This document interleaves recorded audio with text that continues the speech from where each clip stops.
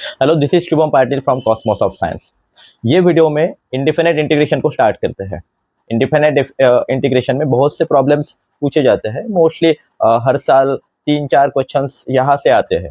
अब देखो, इंटीग्रेशन और डिफरेंशिएशन में एक फ़र्क है। ये दोनों एक दूसरे के अपोजिट वर्क करते हैं, ठीक है। अब जैसे कि साइन एक्स का डेरिवेटिव अगर कॉस एक्स होता है तो कॉस एक्स और साइन एक्स का इंटीग्रेशन इस टाइम में माइनस कॉस एक्स होगा। ये ऐसी चीज़ें होती है। डेरिवेटिव आ गया तो इंटीग्रेशन भी आएगा। बट डेरिवेटिव में एक अच्छी बात ऐसी है कि हर एक क्वेश्चन को करने के लिए हमें रूल्स मिल जाते हैं। जैसे यू इंटू वी रूल हुआ, then u upon v rule है, चेन रूल है। तो क्वेश्चन को टैकल करने में इजी होता है, ठीक है। और हम लोग प्रीवियस वीडियोस में जो भी डेरिवेटिव पे वीडियो बने उसमें हम लोगों ने शॉर्ट ट्रिक्स भी देखे हैं। अभी ये जो इंटीग्रेशन का पार्ट है, इंटीग्रेशन में आप लोगों को रूल्स अवेलेबल नहीं है, ज़्यादा पैटर्न्स अवेलेबल हैं। बहुत से क्वेश्चन टाइप्स को पर्टिकुलर पैटर्न से अगर सॉल्व करते हैं तो इजीली सॉल्व होंगे। हम लोग इस वीडियो में कुछ क्वेश्चंस को देखेंगे। वो क्वेश्चंस को कैसे करेंगे तो उस हिसाब से हम लोग उसका डिस्क्रिप्शन भी प्रोवाइड करेंगे। अभी एक बात रहेंगी शॉर्टकट्स की।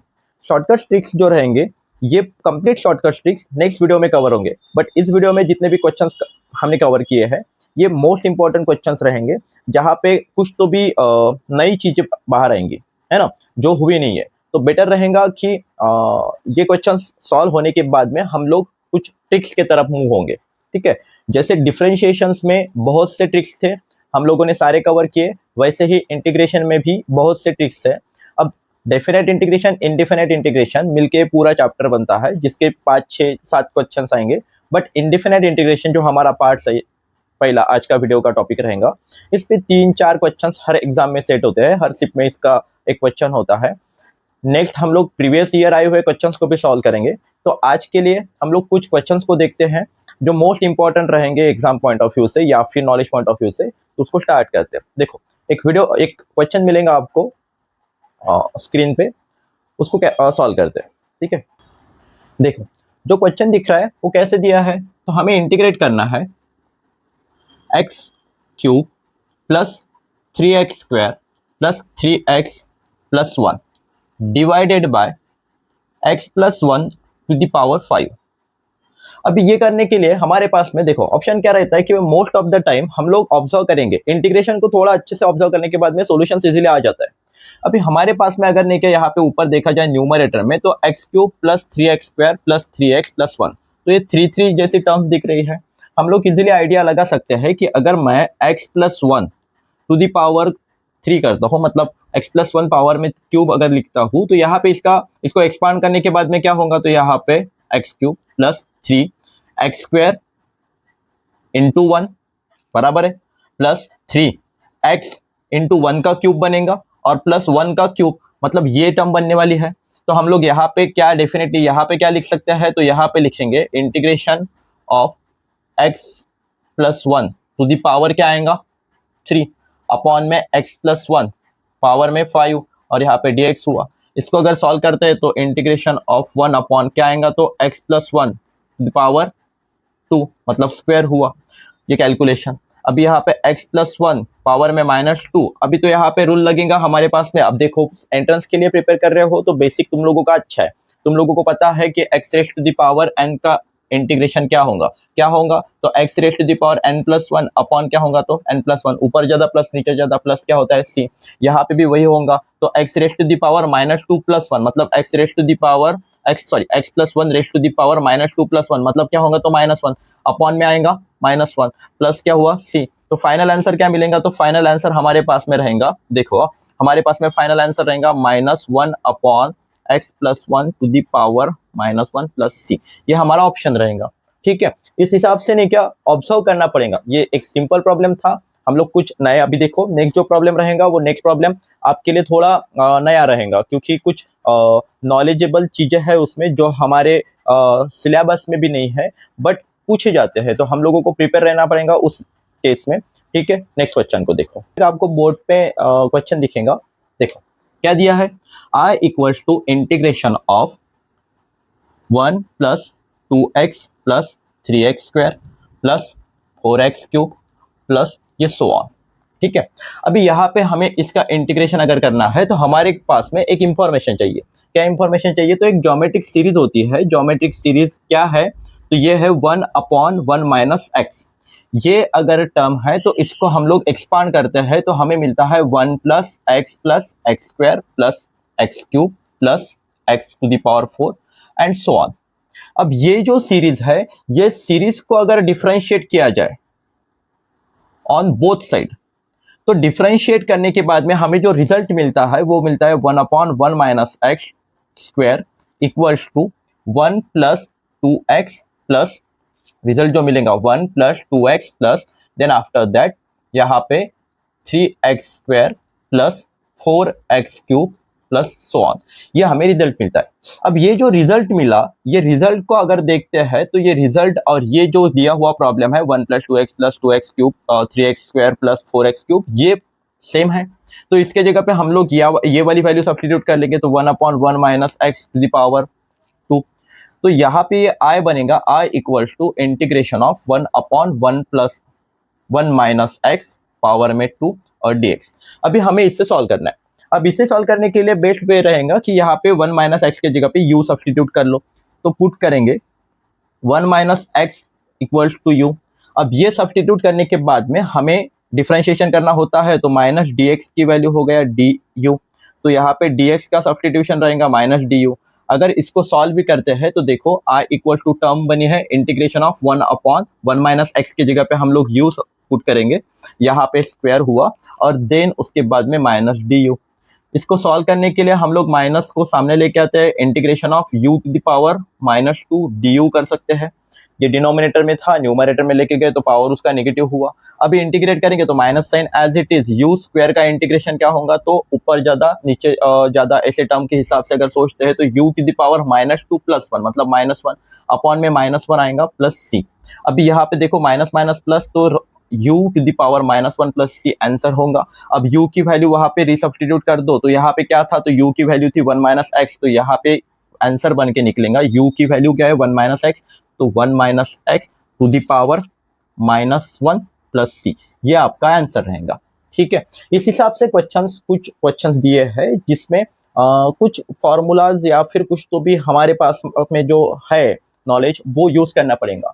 तो आप लोग इसको ऑब्जर्व कर सकते हो कि 1/x ये ज्योमेट्रिक सीरीज है, ये यूज किया अपन ने इस क्वेश्चन को सॉल्व करने के लिए। थोड़ा स्पीड से करना पड़ेगा सो दैट कि हमारा टाइम बचे।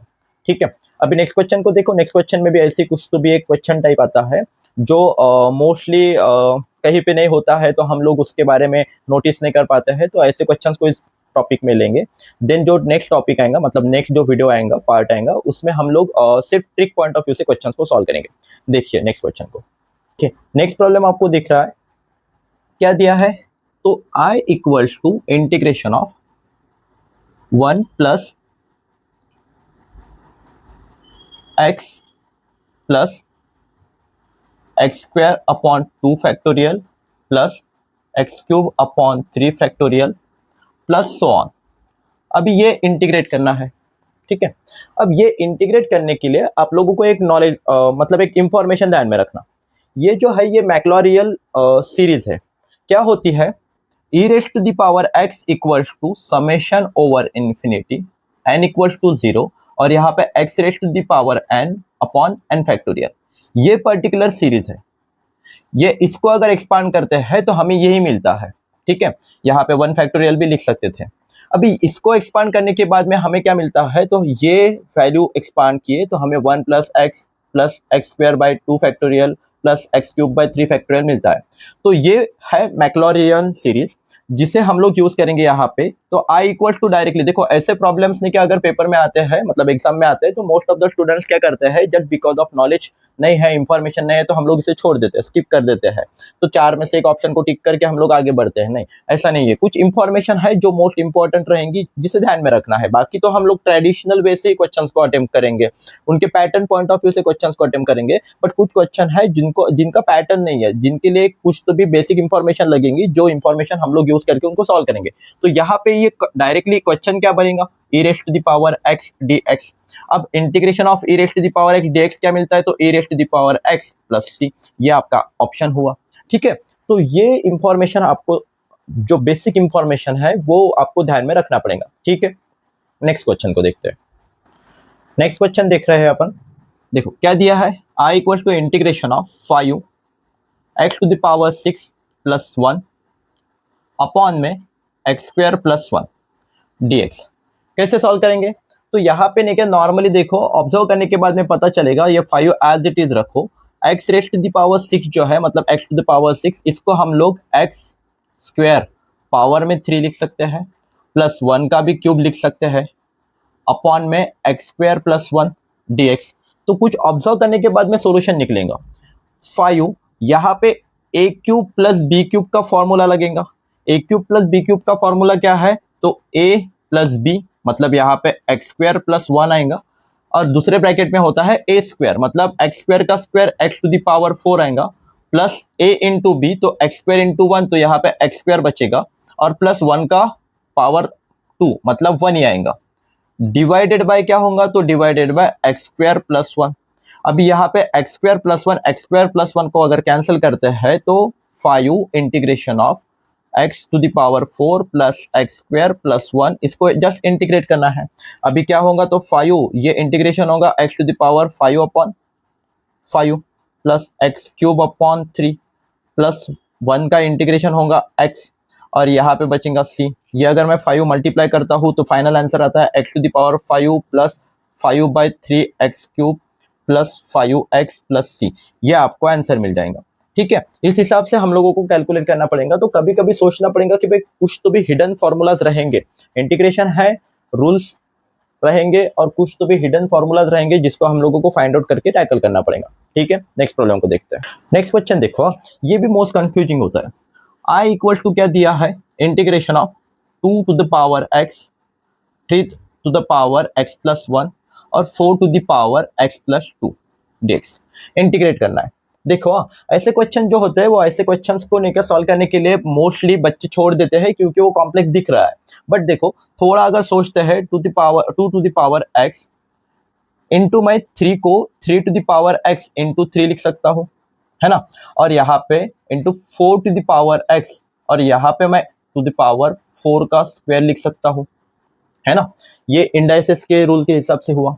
अभी इसको मैं अगर कलेक्ट भी करता हूँ सारे टर्म्स को, तो कलेक्ट करने के बाद में क्या मिलेगा मुझे, 2 to the power x, 3 to the power x और यहाँ पे 4 टू द पावर x, और देन मल्टीप्लाई बाय ये 3 है और 2 to the power 4 to the power 2 मतलब 4 स्क्वायर का क्या होगा 16, 16 मल्टीप्लाई बाय 3 48, ये हुआ, है ना। अभी ये जो 48 है ये कांस्टेंट टर्म बाहर निकला, इंटीग्रेशन ऑफ ये मैं कलेक्टिवली क्या कर सकता हूँ कि सबका पावर सेम है, तो यहाँ पे 2 into 3 into 4 to the power मैं x लिख सकता हूँ और यहाँ पे dx। अभी देखो 48 इंटीग्रेशन ऑफ, यहाँ पे इनका कैलकुलेशन क्या हो जाएगा, तो 24 टू द पावर x और यहाँ पे dx आ जाएगा। अभी बस इंटीग्रेट करना है, 48 as it is constant term रहेगा, 24 टू द पावर x है, इसका इंटीग्रेशन क्या होता है, तो हमारे पास में a to the power x का इंटीग्रेशन क्या होता है, तो a to the power x upon log of a plus c। इसी हिसाब से क्या होगा, तो 24 to the power x upon में लॉग ऑफ क्या होगा 24 प्लस c, हो गया फाइनल आंसर। इस हिसाब से हमें करना है। बट यहाँ पे देखने के बाद में ये प्रॉब्लम हमें कॉम्प्लिकेटेड लगता है, बट ये थोड़ा अगर उसको अच्छे से ढूंढते हैं तो कुछ तो भी मिलेगा जो हमें यूज करके सॉल्यूशन तक के लेके जाएगा। तो ऐसे क्वेश्चंस को देखना पड़ेगा। अभी जो नेक्स्ट वीडियो आएगा, मतलब जो नेक्स्ट पार्ट आएगा इंडेफिनिट इंटीग्रेशन का, उसमें सारे शॉर्टकट ट्रिक्स लेंगे। Most of the questions MST CET में, जैसे मैं डेरिवेटिव के टाइम पे भी बोला हूँ, तो शॉर्टकट्स पे ही आते हैं। Most of the time shortcuts पे वीडियो बनाना पड़ेंगे। तो ये तो कुछ क्वेश्चंस थे जो सिलेक्टेड थे कुछ इंपॉर्टेंट पॉइंट ऑफ व्यू से। इसके बाद वाले वीडियो में जो भी क्वेश्चंस रहेंगे वो शॉर्टकट ट्रिक्स पे डिपेंडेंट रहेंगे। हम लोग कुछ शॉर्टकट के पैटर्न देखेंगे, वो पैटर्न्स रिगार्डिंग कुछ क्वेश्चंस देखेंगे और उन्हें सॉल्व करेंगे। ठीक है, थैंक यू।